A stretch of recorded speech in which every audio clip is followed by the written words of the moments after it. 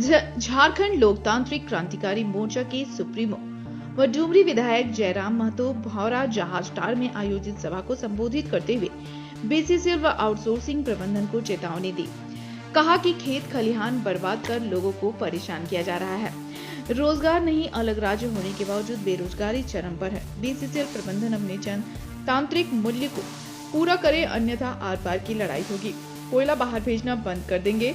कोयला उत्खनन के लिए बीसीसीएल व आउटसोर्सिंग कंपनी खेत खलिहान को बर्बाद करती है। जमीन के बदले नौकरी व मुआवजा दिया जाता है, लेकिन हमारे राज्य में जमीन के बदले जेल दिया जाता है, जिसका यहाँ कुछ नहीं वे लोग राज कर रहे हैं। भौरा में आउटसोर्सिंग प्रबंधन लोगों का शोषण कर रहा है।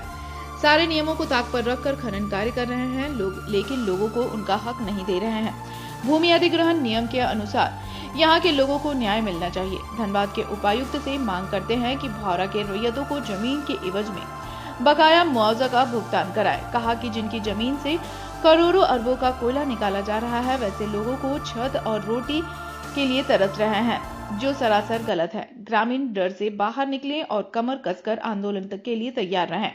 ग्रामीणों को मुआवजा पुनर्वास नियोजन देना होगा। यहाँ की समस्या को बहुत दुख लगता है, बहुत दुर्भाग्य लगता है कि हमारे पूर्वजों ने अपने जान को देकर झारखंड राज्य बनाया और हमारे गांवों में कोयला खनन का काम होता है और 1 रुपए नहीं, हमको लगता है अरबों रुपए यहाँ से निकलता है, जिससे देश दुनिया जगमग होती है और हम अंधेरे में रह जाते हैं। सड़क को काट दिया गया है जो कि असंवैधानिक है, मुआवजा नहीं दिया गया है जो कि असंवैधानिक है, नियोजन नहीं मिला है जमीन के बदले जो कि असंवैधानिक है। और सबसे महत्वपूर्ण बात, भारत बीसीसीएल को खासकर जर्मनी से सीखना चाहिए। जर्मनी में आज से कई वर्ष पूर्व यूरेनियम खनन के दौरान एक घटना घटी थी। जर्मनी की सरकार ने यूरेनियम खनन के काम को ही बंद कर दिया, क्योंकि उनके लिए खनन कार्य से ज़्यादा, उन खनिजों से ज़्यादा वहाँ के लोगों का जान महत्वपूर्ण था, वहाँ के लोगों का जीवन उनके लिए इम्पोर्टेंट था। उन्होंने खनन के काम को ही बंद कर दिया। ये जर्मनी की घटना है। लेकिन आज उल्टा भारत में देखिएगा कि बीसीसीएल रहे तथा तमाम जो कंपनियां हैं वो एक इंसान को मौत के मुंह में धकेल कर कोयला खनन का काम करती है। मीडिया बंधु, आप यहाँ से देखिए, चारों तरफ कोयला लाल ही लाल दिख रहा है, आग ही आग जला है। बाय मिस्टेक इसमें प्रत्येक दिन आवागमन होता है। किसी का पांव फिसल गया, किसी का गाड़ी फिसल गया, बारिश का दिन है तो सोचिए उसके जीवन की लीला ही समाप्त हो जाएगी। ना कोई सुरक्षा का इंतजाम, ना यहाँ कोई सुरक्षा कर्मी तैनात है। उन्हें केवल और केवल अपने लाभ से मतलब है। अपने लाभ के चक्कर में वे लोग मानव के जीवन का जो मूल्य होता है उस मूल्य को भी दरकिनार करते हुए खनन का काम कर रहे हैं, जो कि संवैधानिक देश में, अम्बेडकर गांधी के देश में, भगत सिंह आजाद के देश में शर्मनाक है। और मैं बीसीसीएल से, मीडिया के माध्यम से, भारत देश के लोकतंत्र के चौथे स्तंभ के माध्यम से मैं प्रबंधन को यह स्पष्ट कहना चाहूंगा कि जहाज टार समेत भौरा रहे, गोरखुट्टी रहे, माहौल बनी रहे, तमाम जो क्षेत्र हैं जहां के लोगों की जमीन कोयला खनन के लिए लिया गया है, उनका एक सर्वे टीम तैयार हो और उन्हें अगर मुआवजा नहीं मिला है तो मुआवजा की प्रक्रिया को संपन्न करे। अगर उनको नौकरी नहीं मिला है तो नौकरी देने की प्रक्रिया को संपन्न करे।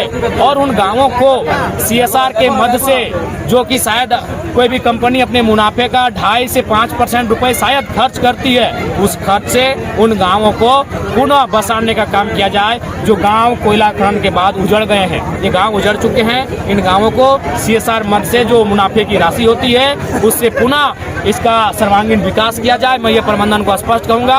और नहीं तो फिर हमें अपना इतिहास मालूम है, हमने लड़कर, मरकर, कटकर झारखंड लिया है अपने हिस्से की लड़ाई के लिए। फिर हम लड़ने, मरने, कटने के लिए तैयार होकर सामने आ जाएंगे और सामने बीसीसीएल प्रबंधन हो या कोई और हो, हम नहीं पहचानेंगे। क्या इस मुद्दे को लेकर विधानसभा में आज गूंजेगी? कल ही अपनी याचिका को दायर करेंगे। विधानसभा में याचिका दी जाती है, याचिका पब्लिक पिटीशन होती है। उस पब्लिक पिटीशन के बगल में एक विधायक का काउंटर साइन होता है, हिंदी में प्रति हस्ताक्षर कहते हैं। हम प्रति हस्ताक्षर, अंग्रेजी में काउंटर साइन लिखेंगे और नीचे जयराम कुमार महतो अपना शॉर्ट जो साइन है उसे करेंगे और मेरा जो मुहर होता है एमएलए डुमरी, उस मुहर को लगाएंगे और विधानसभा में उसे सौंपने का काम करेंगे। अगर विधानसभा का सत्र ना चल रहा हो तो निवेदन और याचिका के माध्यम से हम अपनी आवाज को वहां रख सकते हैं, उठा सकते हैं और इस पर कार्रवाई करवा सकते हैं।